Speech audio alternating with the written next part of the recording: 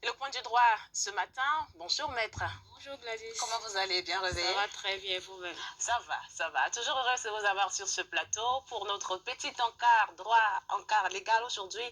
Une question d'une importance cruciale, l'atteinte à la filiation. Déjà, qu'est-ce que ça veut dire atteinte à la filiation? C'est le fait déjà d'inscrire le nom d'une tierce personne à la place d'un parent biologique dans l'acte de naissance d'un enfant. D'accord. Et justement, la notion juridique d'atteinte à la filiation est très liée avec justement le fait la reconnaissance. Quel est le document légal qui permet d'attribuer une filiation au Cameroun? Le document légal qui est prévu par la loi est l'acte de naissance. Dans l'acte de naissance, on retrouve les informations qui ont trait à la parenté de l'enfant. D'accord. Oui, c'est un acte juridique et c'est le premier document civil d'un individu parce que ça matérialise son existence juridique. Justement, et comment est-ce que s'établit juste la reconnaissance d'un enfant? Je sais que le processus est différent qu'on soit marié, qu'on ne le soit pas. Donc, quand on considère les géniteurs d'un enfant, comment se passe le processus de reconnaissance? Bon, par rapport à la reconnaissance d'un enfant, déjà, à l'égard de la maman, lorsqu'il y a accouchement, ça vaut déjà reconnaissance. D'accord. Oui. Et par rapport au géniteur naturel, si la maman n'est pas mariée, au géniteur naturel, il peut reconnaître l'enfant. Mais déjà, il faudrait entendre et avoir le consentement de la maman. Bon, dans le cas où la dame est déjà mariée, la maman biologique est déjà mariée, il faudrait déjà que son époux ait désavoué la paternité de l'enfant devant un tribunal compétent. En ce moment-là, le père naturel pourra donc reconnaître cet enfant-là. Au cas contraire, ce n'est pas possible.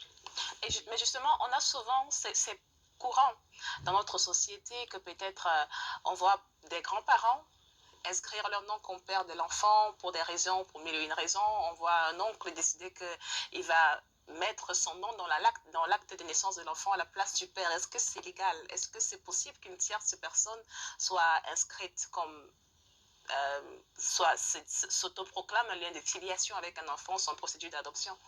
Non, c'est pas possible, c'est pas permis par la loi camerounaise. Il faudrait que c'est le nom biologique du parent qui soit inscrit dans l'acte de naissance de l'enfant. Au cas contraire, c'est illégal. Alors, on parle déjà d'atteinte à la filiation. Et également, si cet acte-là est utilisé par la suite, on va parler également de faux et usage de faux. Ils sont des infractions qui sont non réprimées par la loi camerounaise. Et je voudrais aussi ajouter un autre détail. Lorsque l'enfant a été conçu par un acte de viol, le géniteur ne pourra pas reconnaître l'enfant, il ne pourra pas revendiquer la filiation avec cet enfant-là. D'accord. Et comment ça se passe dans ce cas-là? Généralement, on ne lui permet pas déjà d'avoir cette qualité de géniteur parce que c'était un individu qui a commis une infraction assez grave. Oui. Donc, c'est pas possible. Donc, l'enfant va rester son père dans son acte de naissance. Bon, on va laisser. Oui, on va laisser vite. D'accord. Mais ça peut arriver que demain après-demain, la dame rencontre une personne qui veut bien vouloir adopter. Un autre compagnon. Donc, par rapport à la question, il faudrait déjà que si un parent veut insérer un parent autre que le géniteur, il devrait engager la procédure d'adoption. D'accord. Et là, il va suivre la procédure qui va avec avant de pouvoir insérer son nom dans l'acte de naissance. Au cas contraire, c'est une entête. Est-ce qu'il arrive que des parents refusent de prouver leur lien de filiation? Oui, ça arrive aussi. Vous savez, il y a des couples parfois qui se séparent dans des conflits. Et par la suite, la maman ne voudrait pas rapporter la preuve que le parent, le papa est, ou bien le géniteur est celui de l'enfant qu'elle porte. Donc, du coup, elle va mettre des barrières. Et ce n'est pas possible. Il faudrait qu'elle accorde ce droit-là à ce papa. Et au cas où on ne le fait pas, elle encourt également des sanctions judiciaires. Donc, il est important de le rappeler. Tout enfant a droit à connaître ses origines et il a droit à savoir qui est son parent. Donc, c'est tout à fait normal. Et quelles sont justement les peines encourues dans ce cas-là? Les peines sur la privation de liberté varient. On peut aller de 5 à 10 ans minimum parce que déjà l'atteinte à la filiation est un délit. Et si on utilise dans l'acte qui était frauduleux, on va se retrouver en train de violer l'infraction qui est l'usage et l'utilisation du faux. Donc, on va déjà au niveau du crime. C'est pour ça que les peines peuvent varier. Et il y a aussi les peines pécuniaires qui peuvent suivre par la suite. comment est-ce que un géniteur, un père par exemple, quand on parle du père, peut faire pour prouver qu'il est le géniteur d'un enfant? Bon, Si la mère justement refuse de fournir la preuve ou d'accepter que c'est lui le géniteur et qu'il a des éléments, je ne sais pas, concordants, est-ce qu'il y a des moyens pour lui de faire recours ou de forcer la loi à le mettre ou à le reconnaître comme parent ou géniteur de l'enfant en question? bon, on ne pourra pas dire forcer, mais il peut déjà saisir une juridiction pour reconnaissance des enfants. Et dans cette procédure-là, il y aura des tests ADN qui pourront être faits. C'est vrai que ce n'est pas très courant, mais c'est déjà possible. D'accord. Donc, voilà un peu comment il pourra procéder. Mais forcer, non, ce n'est pas possible. Et il est même préférable déjà d'avoir une négociation à l'amiable. Parce que les enfants en Afrique, on ne les discute pas. Oui. J'ai envie de savoir, parfois, justement, quand il y a des conflits dans le couple, on assiste souvent vous avez parlé tout à l'heure du droit de chaque enfant de connaître ses deux parents, et puis on assiste à des cas de limitation du droit, par exemple, de voir d'enfants, de restriction de l'accès à l'enfant en regard de son géniteur. Qu'est-ce que la loi prévoit dans ce cas-là? Quels sont les recours?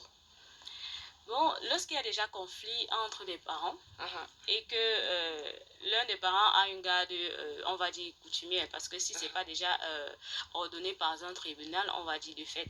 Ben oui, une garde de fait, exactement. Et donc, l'autre parent qui aura besoin d'avoir des visites, de voir cet enfant ou d'avoir quelques moments avec l'enfant ou encore passer du temps avec cet enfant-là, il faudra qu'il saisisse une juridiction compétente. Oui. Voilà un peu la procédure qu'il devra suivre. Parce que là, c'est aussi un autre pan qui est assez long, mais de toutes les façons, il y a un certain nombre d'éléments qui entrent en compte. Parce que s'il y a conflit entre deux parents, il faudrait déjà qu'on sache exactement qu'est-ce qui s'est passé. Ce n'est pas toujours automatique qu'on vous accorde cette garde-là. Donc, il y a des circonstances que la loi va regarder avant de permettre qu'il y ait des gardes partagés ou partiels, ça va dépendre. D'accord. Merci beaucoup, Maître Isabelle Carès-Lobé, pour ces notions d'atteinte à la filiation. On a oublié de définir ce que c'est qu'une filiation, d'ailleurs. Ah oui, c'est vrai, la filiation... On finit par le début. Qu'est-ce que c'est qu'une filiation? La filiation, c'est le lien qui existe entre un parent et son enfant. Et généralement, ce lien-là, c'est le lien du sang. D'accord. Généralement, c'est ça.